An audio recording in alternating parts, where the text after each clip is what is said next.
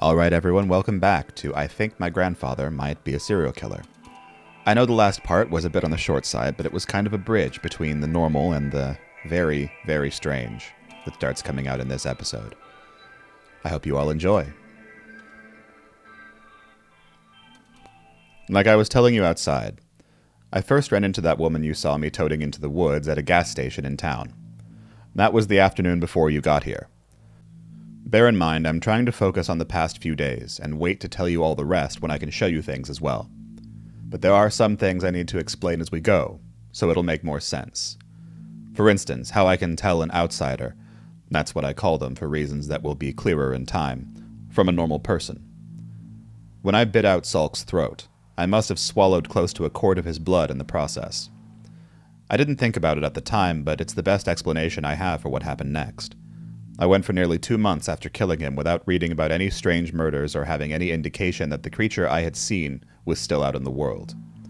I was starting to think it was either truly over and some things would just remain a mystery, or at the very least my ability to intervene had ended with my lead on Salk. Then one day, I was walking down a hallway at the hospital when I passed an old man. He appeared to be there visiting someone and was coming out from the downstairs cafeteria as I was about to go in.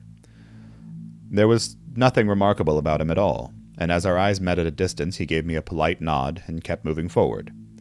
But within 2 more steps of him, I was hit with a painful wave of nausea. My first thought was that I was just sick, and the first symptoms were hitting.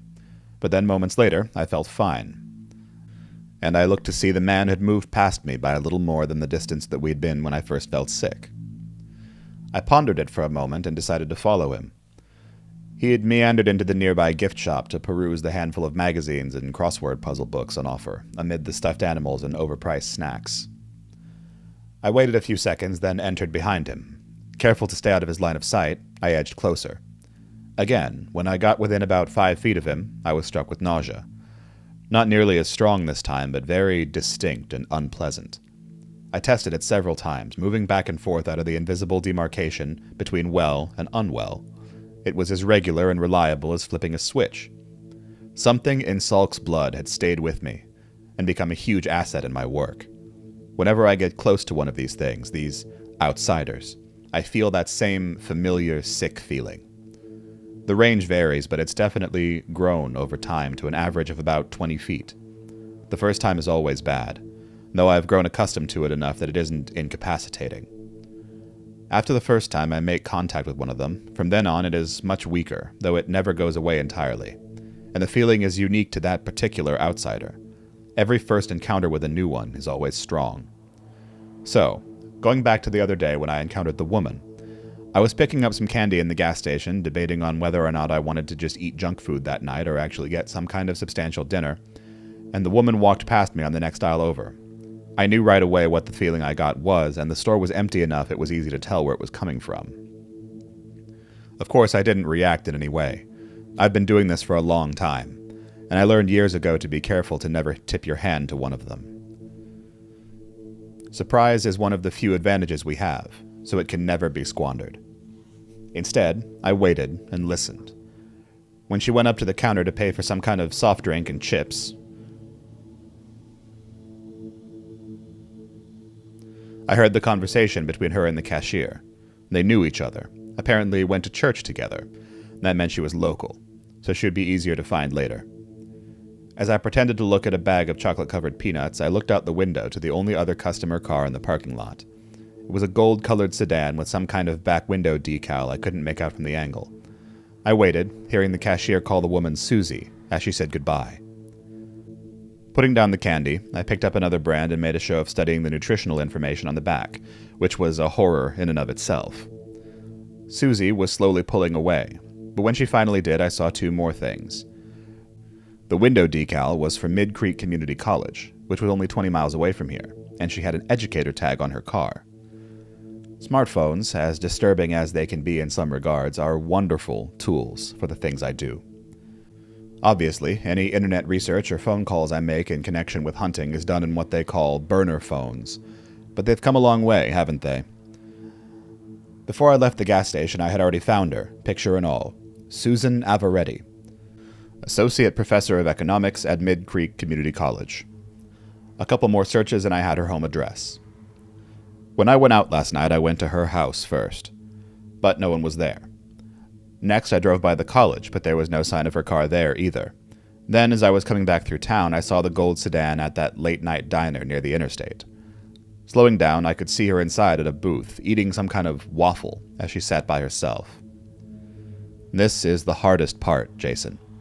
You see these people, these things, living their public lives, showing their external face. If you're doing it right, they don't even know you're watching them, and they seem vulnerable, mundane, human.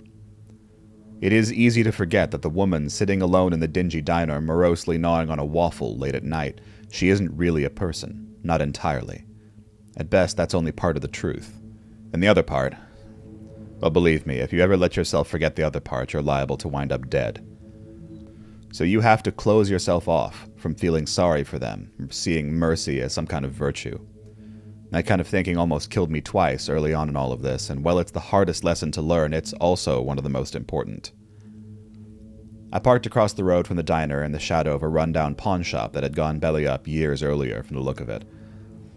I watched her eat her food, pay her bill, and get in her car.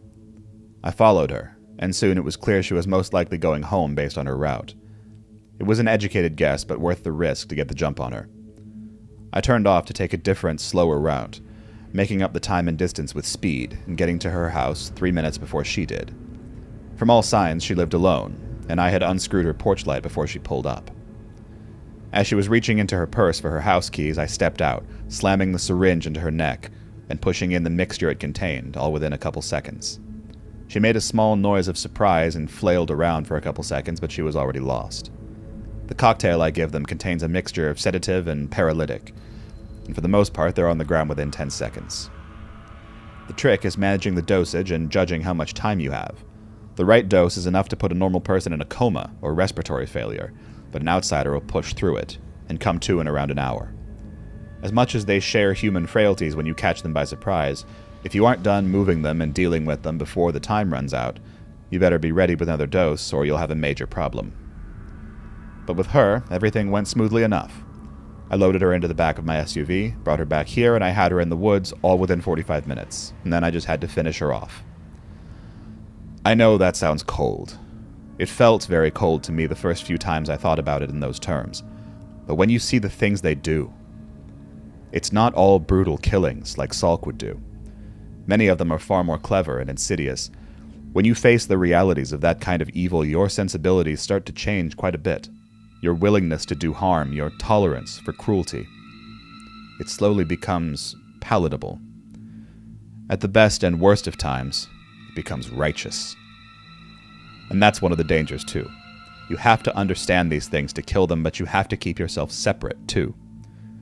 When I perform a surgery, I want the patient to live very badly, but I can't let myself care about them or worry about them on a personal level.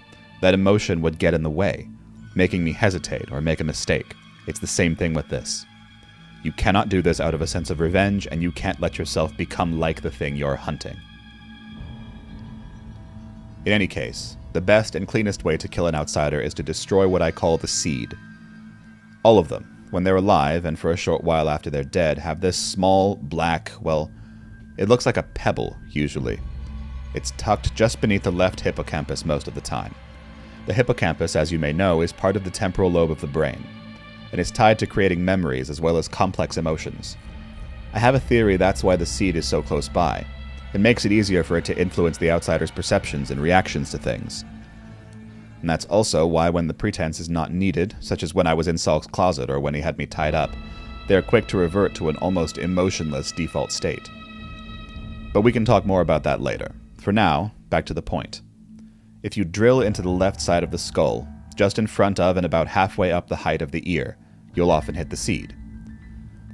It may take 3 or 4 tries, but a moderately powerful cordless drill works just fine, with some weight applied to pushing it in, and assuming you have a long enough drill bit, of course. The seed itself is fairly fragile, and when the bit hits it, it will shatter. Then something remarkable happens. There's a low vibration that you can feel in the air. It reminds me of the rumble hum you feel in a subway station sometimes. Then the body is just gone. More accurately, it collapses in on itself like some kind of dying star, but it's too fast to see with the naked eye. I've managed to catch some evidence of it on special cameras, but for reasons that will be explained, that's a difficult process in and of itself. But when it goes, it all goes. The body, the clothing it was wearing, and anything else that is inorganic and on or inside of it. I've taken to leaving the drill in when I hit the seed, as it removes the need for me to dispose of a bloody tool later. Even the blood from the drilling, if it is still physically connected to the body, will all go away. That's why I make sure to drill through a folded up towel. If I keep pressure on and do it quickly enough, I can finish with no trace of the person ever being there at all. That being said, my grandfather stopped, his face looking concerned and angry as he looked out the window. We were in the living room now, and as I turned to look outside, I saw a pickup truck flying up the road to the house. It was hard to see at that distance and speed, but it looked like several people were in the bed of the truck, all wearing hoodies and masks. Shit. My grandfather was standing up, his face hard. Apparently, someone at the sheriff's office is part of the house, and figured out who you were talking about when you said I had a woman last night. I was standing myself now, looking between the road and my grandfather, feeling more and more bewildered. The house? What? My grandfather shook his head. The House of the Claw. It's a cult. They're human, but very deadly. No time to explain now. Are we running or killing? Your call. I could barely breathe. Running? He nodded, reaching under the chair he'd been sitting in to pull out a semi-automatic pistol. Fair enough. Stay close to me and don't stop unless I say so. We're going for my truck. Now go. Well, things are definitely getting more exciting as this series progresses. I hope you've all enjoyed Part 8 of I Think My Grandfather Might Be a Serial Killer. I'll be back with the continuation in a few days. And as always, I'll include links to any art and music I've used, along with the original story, in the description down below. I'll see you all next time. Goodbye.